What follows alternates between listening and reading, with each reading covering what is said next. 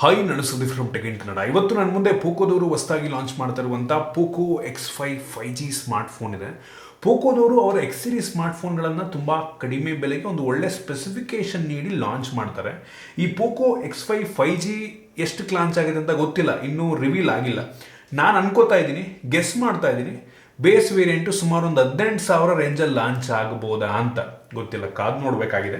ಈ ಪ್ರೈಸ್ ರೇಂಜಲ್ಲಿ ಈ ಸ್ಮಾರ್ಟ್ಫೋನ್ನ ಪರ್ಚೇಸ್ ಮಾಡ್ಬೋದಾ, ಏನು ಚೆನ್ನಾಗಿದೆ ಏನು ಚೆನ್ನಾಗಿಲ್ಲ ಅನ್ಬಾಕ್ಸ್ ಮಾಡ್ತಾ ಇದ್ದೀನಿ. ಯೂಸ್ ಮಾಡಿ ನನ್ನ ಎಕ್ಸ್ಪೀರಿಯನ್ಸ್ ನಿಮ್ಮ ಹತ್ರ ಶೇರ್ ಮಾಡ್ತಾ ಇದ್ದೀನಿ. ಅದಕ್ಕಿಂತ ಮುಂಚೆ ನೀವು ನಮ್ಮ tech in Kannada YouTube subscribe ಮಾಡ್ಕೊಂಡಿಲ್ಲ ಅಂದರೆ ಈಗಲೇ ಸಬ್ಸ್ಕ್ರೈಬ್ ಮಾಡ್ಕೊಳ್ಳಿ ಮತ್ತು ಬೆಲ್ ಐಕನ್ ಕೂಡ ಕ್ಲಿಕ್ ಮಾಡ್ಬೋದು. ಮೊದಲನೇದಾಗಿ ಈ ಸ್ಮಾರ್ಟ್ಫೋನನ್ನು ಅನ್ಬಾಕ್ಸ್ ಮಾಡೋಣ. ಗಮನಿಸ್ತಾ ಇದ್ದೀರಾ, ಈ ಫೋನ್ನ ಬಾಕ್ಸ್ ನಿಮಗೆ ಈ ರೀತಿ ನೋಡೋಕೆ ಸಿಗುತ್ತೆ. ಈ ಬಾಕ್ಸನ್ನು ಓಪನ್ ಮಾಡಿದ ತಕ್ಷಣ ಇದ್ರ ಒಳಗಡೆ ನಮಗೆ ಇನ್ನೊಂದು ಸಣ್ಣ ಬಾಕ್ಸ್ ಸಿಗುತ್ತೆ.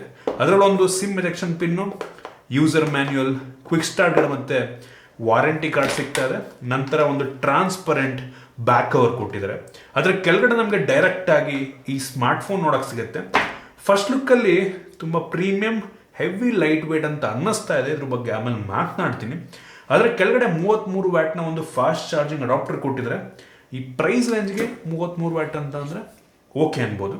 ನಂತರ USB Type-C data cable, Type A ಇಂದ Type-C ಒಳ್ಳೆ ಕ್ವಾಲಿಟಿಯ ಕೇಬಲ್ ಇದಾಗಿದೆ. ಅದನ್ನು ಬಿಟ್ಟರೆ ಬೇರೆನೂ ಸಹ ನಮಗೆ ಒಂದು ಬಾಕ್ಸ್ ಒಳಗೆ ಸಿಗ್ತಾ ಇಲ್ಲ. ಇನ್ನು ಡೈರೆಕ್ಟಾಗಿ ಸ್ಮಾರ್ಟ್ಫೋನಿಗೆ ಬಂತು ಅಂತ ಅಂದರೆ ಈ ರೀತಿ ನೋಡೋಕೆ ಸಿಗುತ್ತೆ. ಹೆವಿ ಲೈಟ್ ವೇಟ್ ಇದೆ. ಅದರ ಕೈಲಿ ಇಟ್ಕೊಂಡ್ರೆ ತುಂಬ ಲೈಟ್ ಅಂತ ಅನಿಸುತ್ತೆ. ಸುಮಾರು 188 ಗ್ರಾಮ್ ವೆಯ್ಟ್ ಇರುವಂಥದ್ದು ಮತ್ತು ಒಂದು ಲೆವೆಲಿಗೆ ತಿನ್ನಕ್ಕೆ ಕೂಡ ಇದೆ. ಸುಮಾರು 8 mm ಥಿಕ್ನೆಸ್ಸನ್ನು ಕೂಡ ಹೊಂದಿರುವಂಥದ್ದು. ಈ ಫೋನ್ನ ಫ್ರಂಟಲ್ಲಿ ನಮಗೆ ಒಂದು ಸಣ್ಣ ಪಂಚುವಲ್ ಕ್ಯಾಮ್ರಾ ಸಿಗ್ತದೆ. ಫ್ರಂಟಿಂದ ಒಂದು ನಾರ್ಮಲ್ ಲುಕಿಂಗ್ ಫೋನೇ ಆಯಿತಾ. ಬೆಸಲ್ ಆಲ್ಮೋಸ್ಟ್ ಎಲ್ಲ ಕಡೆ ಕಡಿಮೆನೇ ಇದೆ. ಬಾಟಮ್ ಬೆಸಲ್ ಸ್ವಲ್ಪ ಜಾಸ್ತಿ ಇದೆ ಅಂತ ಅನ್ನಿಸ್ತು. ಫ್ರಂಟಲ್ಲಿ ಗುರಿಲ್ಲಾ ಗ್ಲಾಸ್ 3 ಇದೆ. 5 ಕೊಟ್ಟಿದ್ರೆ ಚೆನ್ನಾಗಿರ್ತಾ ಇತ್ತು. ಅವರೇ ಸ್ಕ್ರೀನ್ ಗಾರ್ಡ್ ಹಾಕಿದರೆ, ಸೊ ನಾವು ಸಪ್ರೇಟಾಗಿ ಹಾಕುವಂಥ ಅವಶ್ಯಕತೆ ಇಲ್ಲ. ಫ್ರಂಟಿಂದ ಪರವಾಗಿಲ್ಲ. ಈ ಬೆಲೆಗೆ ಓಕೆ ಅಂತೀನಿ. ಟಿಯರ್ ಡ್ರಾಪ್ ನಾಚ್ ಕೊಟ್ಟಿಲ್ಲ ಅಲ್ವಾ, ಅದೇ ಒಂದು ಖುಷಿ ವಿಷಯ.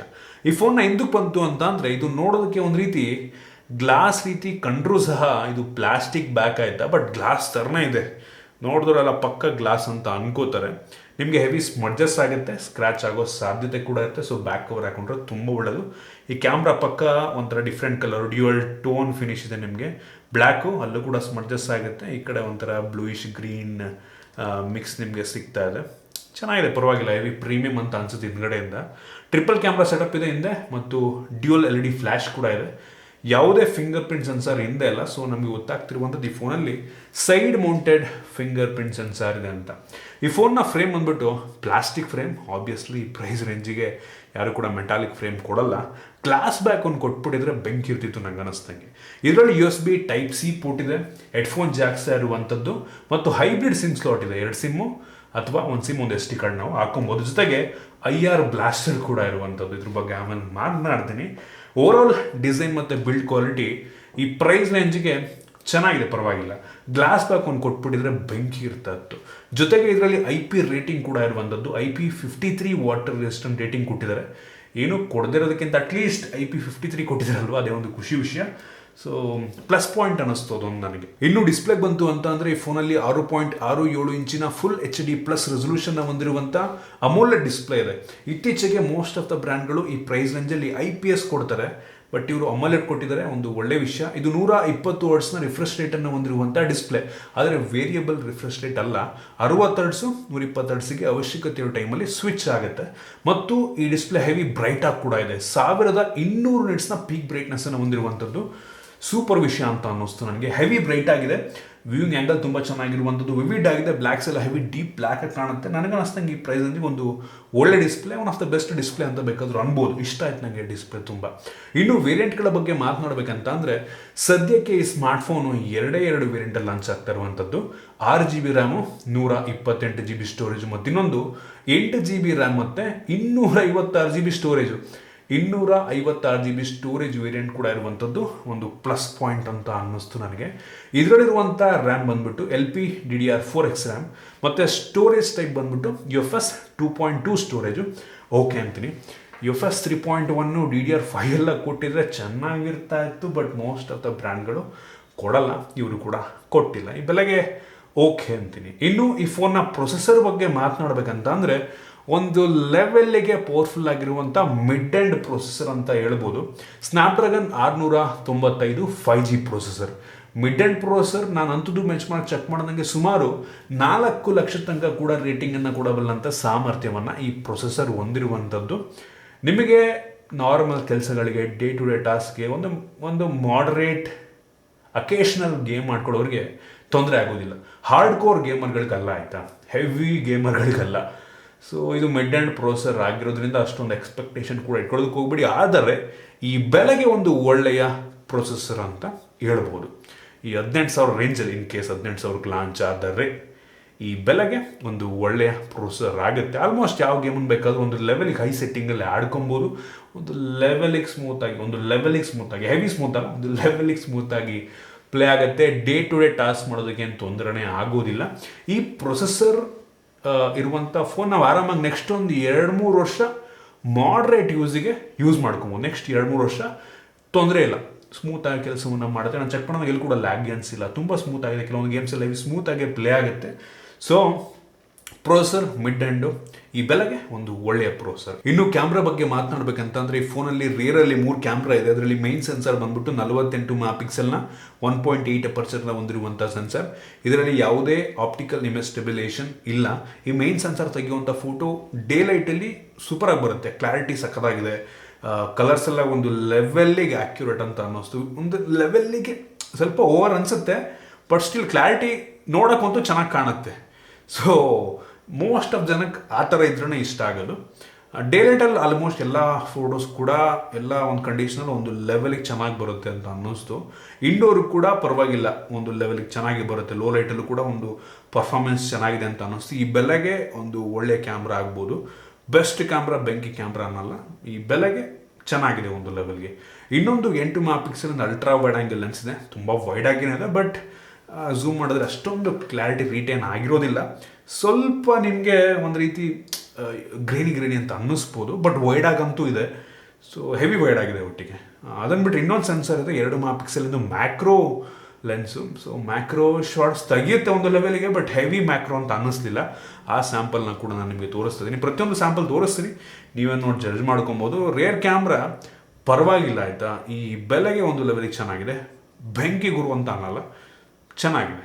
ಇನ್ನು ಫ್ರಂಟ್ ಕ್ಯಾಮ್ರಾ ಬಂತು ಅಂತ ಅಂದರೆ 13 ಮೆಗಾ ಪಿಕ್ಸೆಲ್ನ ಫ್ರಂಟ್ ಕ್ಯಾಮ್ರಾ ಹೆವಿ ವೈಡ್ ಆಗಿದೆ. ನನಗೆ ತುಂಬ ಇಷ್ಟ ಆಯಿತು. ಹೆವಿ ವೈಡ್ ಅಂತ ಅನ್ನಿಸ್ತು. ಸೆಲ್ಫಿ ತೊಗೊಂಬೇಕಾದ್ರೆ ತುಂಬ ವೈಡ್ ಅಂತ ಅನ್ನಿಸ್ತು.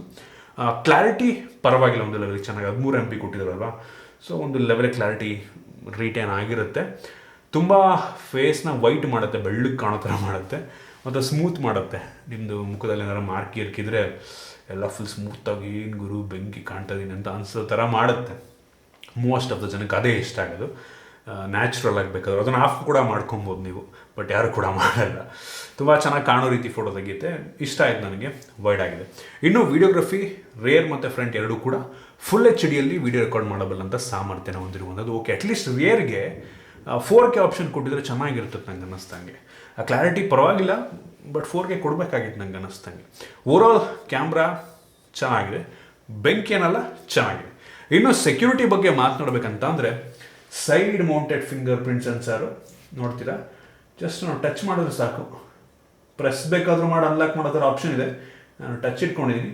ಪವರ್ ಬಟನ್ ಮೇಲೇ ಈ ಒಂದು ಫಿಂಗರ್ ಪ್ರಿಂಟ್ ಸೆನ್ಸರ್ ಇದೆ. ಸೊ ಕನ್ವೀನಿಯೆಂಟ್ ಆಗಿರುತ್ತೆ ತುಂಬ. ನಂತರ ಫೇಸ್ ಅನ್ಲಾಕು, ಇದು ಕೂಡ ಫಾಸ್ಟಾಗಿ ಇದೆ. ನೋಡ್ತಾ ಇದ್ದಾರೆ, ಯೂಸಲಿ ಪೋಕೋದೆಲ್ಲ ಫಾಸ್ಟಾಗಿ ಇರುತ್ತೆ. ಫೇಸ್ ಒಂಚೂರು ಟರ್ನ್ ಮಾಡ್ತೀನಿ ನೋಡೋಣ.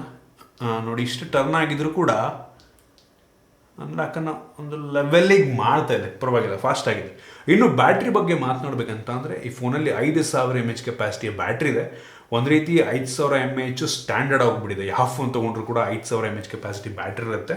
ಮತ್ತು ಬಾಕ್ಸ್ ಒಳಗೆ 33 ವ್ಯಾಟ್ನ ಫಾಸ್ಟ್ ಚಾರ್ಜಿಂಗ್ ಅಡಾಪ್ಟರ್ ಕೊಟ್ಟಿದ್ದಾರೆ. ಮುಂಚೆ ಎಲ್ಲ 33 ವ್ಯಾಟ್ ಅಂತಂದರೆ ಹೆವಿ ಜಾಸ್ತಿ ಅನ್ನಿಸ್ತಾ ಇತ್ತು. ರೀಸೆಂಟಾಗಿ 250-300 ವ್ಯಾಟ್ ತನಕ ಚಾರ್ಜರ್ ಹೊಂದಿರುವಂಥ ಫೋನ್ಗಳು ಬಂದಿದ್ದಾವೆ. ಅದ್ರ ಮುಂದೆ ಈ 33 ವ್ಯಾಟ್ ಸ್ವಲ್ಪ ಕಡಿಮೆ ಅನಿಸುತ್ತೆ, ಬಟ್ ಸ್ಟಿಲ್ ಈ ಪ್ರೈಸ್ ಅಂದರೆ 33 ವ್ಯಾಟ್ ಓಕೆ ಅನ್ನಿಸ್ತು. ಇನ್ನು ಈ ಫೋನ್ನಲ್ಲಿ ನಮಗೆ ಆ್ಯಂಡ್ರಾಯ್ಡ್ 12ನ ಬೇಸ್ ಮೇಲೆ ರನ್ ಆಗ್ತಿರುವಂಥ MIUI ಇರುವಂಥದ್ದು, ಆಯಿತಾ. ಸೊ ಈ MIUI ನನಗೇನೋ ಅಷ್ಟೊಂದು ಇಷ್ಟ ಆಗಲ್ಲ. ಕೆಲವೊಂದು ಬೇಡದಿರುವಂಥ ಅಪ್ಲಿಕೇಶನ್, ಗೇಮೆಲ್ಲ ಏನೇನೋ ಇದೆ, ಆಯಿತಾ. ಅದೊಂಥರ ನನಗೆ ತುಂಬ ಹಿಂಸೆ ಅನಿಸುತ್ತೆ. ಹೆವಿ ಜಾಸ್ತಿ ಬ್ಲೋಟ್ವೇರ್ಸ್ ಎಲ್ಲ ಇದೆ. ಅದನ್ನು ಅನ್ಇನ್ಸ್ಟಾಲ್ ಕೂಡ ಮಾಡ್ಕೊಬೋದು, ಬಟ್ ಸ್ಟಿಲ್ ಕೊಡಬಾರ್ದಾಯ್ತಾ, ಒಂಥರ ಜಂಕಿ ಅನ್ಸ್ಬಿಡುತ್ತೆ. ಸೊ ನೋಡಿ, ಕೆಲವು ಜನಕ್ಕೆ ಇಷ್ಟ ಆಗ್ಬೋದೇನೋ, ಇದೇ ಇಷ್ಟ ಆಗ್ಬಿಡುತ್ತೆ ಕೆಲವು ಜನಕ್ಕೆ. ನಾನಂತೂ ಯೂಶಲಿ ಲಾಂಚರ್ ಚೇಂಜ್ ಮಾಡ್ಕೊಂಡ್ಬಿಡ್ತೀನಿ MI ಫೋನ್ಗಳಲ್ಲೆಲ್ಲ. ನಿಮ್ಮಲ್ಲಿ ಕೆಲವು ಜನಕ್ಕೆ ಇಷ್ಟ ಆಗ್ಬೋದೇನೋ. ಒಟ್ಟಿಗೆ ನೋಡಿ, OS ಸ್ಮೂತ್ ಆಗಿದೆ, ಒಟ್ಟಿಗೆ ಎಲ್ಲೂ ಕೂಡ ಲ್ಯಾಗ್ ಅನಿಸಿಲ್ಲ, ತುಂಬ ಸ್ಮೂತ್ ಆಗಿದೆ. ಪ್ರೊಸೆಸರ್ ಹ್ಯಾಂಡಲ್ ಮಾಡುತ್ತೆ ಆರಾಮಾಗಿ, ಮಿಡ್ ಆ್ಯಂಡ್ ಅಲ್ವಾ, ಒಂದು ಲೆವೆಲ್ ಪವರ್ಫುಲ್ ಇದೆ, ಸೊ ಆರಾಮಾಗಿ ಹ್ಯಾಂಡಲ್ ಮಾಡುತ್ತೆ. ಇವರು MI ಅವರು ಅಂದರೆ ಪೋಕೋದವರು ಈ ಸಾಫ್ಟ್ವೇರ್ ಅಪ್ಡೇಟ್ ಕೊಡೋದ್ರಲ್ಲಿ ಸ್ವಲ್ಪ ನಿಧಾನ ಆಯಿತಾ, ಕೊಡ್ತಾರೆ, ಸೆಕ್ಯೂರಿಟಿ ಪ್ಯಾಚಸ್ ಎಲ್ಲ ಕೊಡ್ತಾ ಇರ್ತಾರೆ, ಬಟ್ ಆ್ಯಂಡ್ರಾಯ್ಡ್ OS ಅಪ್ಡೇಟ್ ಸ್ವಲ್ಪ ನಿಧಾನ ಕೊಡ್ತಾರೆ. ಮೋಸ್ಟ್ಲಿ ನಂಗೆ ಅನ್ನಿಸ್ತಂಗೆ ಹಬ್ಬ ಅಂದರೆ ಇದಕ್ಕೆ ಆ್ಯಂಡ್ರಾಯ್ಡ್ 13 ಬರಬಹುದು, ಕಷ್ಟಪಟ್ಟರೆ ಆ್ಯಂಡ್ರಾಯ್ಡ್ 14 ಕೊಡ್ಬೋದು, ಬಟ್ ನಂಗೆ ಅನ್ನಿಸ್ತಂಗೆ ಡೌಟ್ ಇದೆ ಆ್ಯಂಡ್ರಾಯ್ಡ್ 13 ಬರ್ಬೋದು ಅಂತ ಕಾಣುತ್ತೆ. ಕಾದು ನೋಡೋಣ. ಒಟ್ಟಿಗೆ ಇವ್ರದ್ದು ಒಟ್ಟಿಗೆ OS ಅಪ್ಡೇಟ್ ಸ್ವಲ್ಪ ಕೊಡೋದು ಕಷ್ಟನೇ. ಇವರು ಅಷ್ಟೊಂದು ಫೋನ್ ಲಾಂಚ್ ಮಾಡ್ತಾರಲ್ಲ, ಸೊ ತುಂಬ ನಿಧಾನ. ಒಟ್ಟಿಗೆ MIUI OS ಅಪ್ಡೇಟ್ ಬರುತ್ತೆ, ಬಟ್ ಆ್ಯಂಡ್ರಾಯ್ಡ್ ಅಪ್ಡೇಟ್ ಬರಲ್ಲ. ಸೊ ಆ ರೀತಿ ಮಾಡ್ತಾರೆ ಇವರು. ಒಟ್ಟಿಗೆ OS ಸುಮಾರಾಗಿದೆ, ನನಗೆ ಅಷ್ಟೊಂದು ಇಷ್ಟ ಅಂತ ಅನ್ನೋದಿಲ್ಲ.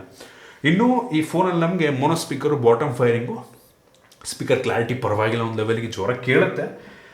ಸ್ಟೀರಿಯೋ ಕೊಟ್ಟಿದ್ರೆ ಚೆನ್ನಾಗಿರ್ತಿತ್ತು. ಪೋಕೋದವ್ರದ್ದೇ ಎಷ್ಟೋ ಫೋನ್ಗಳಲ್ಲಿ ಸ್ಟೀರಿಯೋ ಕೊಟ್ಟಿದ್ದಾರೆ, ಕಡಿಮೆ ದುಡ್ಡಿನ ಫೋನ್ಗಳೆಲ್ಲ ಇದರೊಳಗೆ ಕೊಡ್ಬೋದಾಗಿತ್ತು. ಇನ್ನೂ ಇದರಲ್ಲಿ ನಮಗೆ ಡ್ಯುಯಲ್ ಬ್ಯಾಂಡ್ ವೈಫೈ ಸಪೋರ್ಟ್ ಇದೆ, ವೈಫೈ 6 ಆಪ್ಷನ್ ಇಲ್ಲ.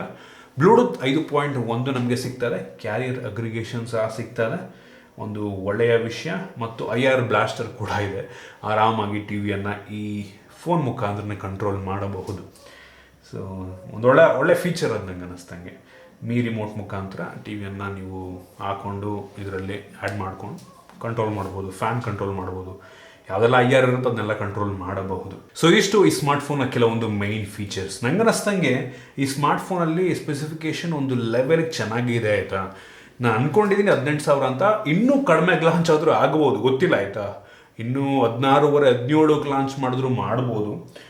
ಇನ್ ಕೇಸ್ 18,000 ಒಳಗೆ ಲಾಂಚ್ ಆಯಿತು ಅಂತ ಅಂದರೆ ಸ್ಪೆಸಿಫಿಕೇಶನ್ ನಂಗೆ ಇಷ್ಟ ಆಗಿದ್ದು ಡಿಸ್ಪ್ಲೇ ಚೆನ್ನಾಗಿದೆ, ಪ್ರೊಸೆಸರ್ ಚೆನ್ನಾಗಿದೆ, ಒಂದು ಲೆವೆಲ್ ಕ್ಯಾಮ್ರಾ ಪರವಾಗಿಲ್ಲ, ಫ್ರಂಟಲ್ಲಿ ಪಂಚೋಲ್ ಕ್ಯಾಮ್ರಾ ಇದೆ, ಸೊ ಟಿಯರ್ ಡ್ರಾಪ್ ನಾಚ್ ಕೊಟ್ಟಿಲ್ವಲ್ಲ, ಖುಷಿ ವಿಷಯ.